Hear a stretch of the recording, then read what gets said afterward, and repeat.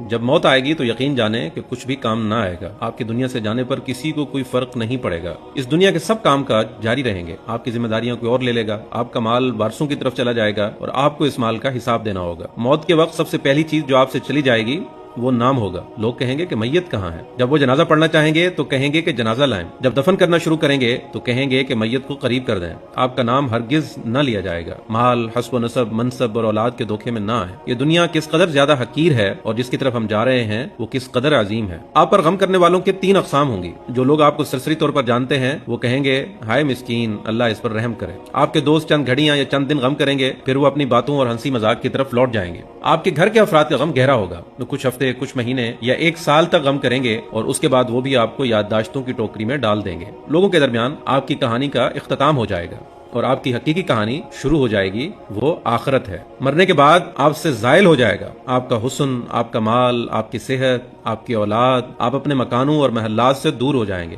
شوہر بیوی سے اور بیوی شوہر سے جدا ہو جائے گی. آپ کے ساتھ صرف آپ کا عمل باقی رہ جائے گا. یہاں یہ سوال پیدا ہوتا ہے کہ آپ نے اپنی قبر اور آخرت کے لیے بھی ابھی سے کوئی تیاری کی ہے؟ یہ وہ حقیقت ہے جو غور و فکر کی محتاج ہے، اس لیے آپ اس کی طرف توجہ کریں. فرائض، نوافل، پوشیدہ صدقہ، نیک اعمال، تہجد کی نماز اور اچھے اخلاق کی طرف توجہ کریں، شاید کہ اس سے نجات ہو جائے. مرنے والے کو اگر اس دنیا میں واپس لوٹایا جائے تو وہ صدقہ کرنے کو ترجیح دے گا، جیسا کہ اللہ تعالیٰ کا فرمان ہے رب لولا اخرتنی الی اجل قریب فاصدق. اے میرے رب، تو نے مجھے قریب مدت تک مہلت کیوں نہ دی کہ میں صدقہ کرتا. وہ یہ نہیں کہے گا کہ میں نماز ادا کر لوں یا میں روزہ رکھ لوں یا میں حج اور عمرہ کر لوں. علماء کہتے ہیں کہ میت صرف صدقے کا ذکر اس لیے کرتی ہے کیونکہ وہ اپنی موت کے بعد اس کے عظیم اثرات دیکھتی ہے. لہٰذا زیادہ سے زیادہ صدقات و خیرات کریں. اور بہترین چیز جس کا آپ ابھی صدقہ کر سکتے ہیں وہ آپ کے وقت میں سے 10 سیکنڈ ہے. آپ خیر خواہی اور اخلاص کی نیت سے اس تحریر کو دوسروں تک پہنچائیں، کیونکہ اچھی بات کہنا بھی صدقہ ہے. اگر آپ اس تحریر کے ذریعے سے اور اس ویڈیو کے ذریعے سے لوگوں کو یاد دہانی کروانے کی کوشش کریں گے تو قیامت کے دن اسے اپنے ترازو میں پائیں گے. وَذَكِّرْ فَإِنَّ الذِّكْرَ تَنفَعُ الْمُؤْمِنِينَ. اور نصیحت کیجئے کیونکہ یقیناً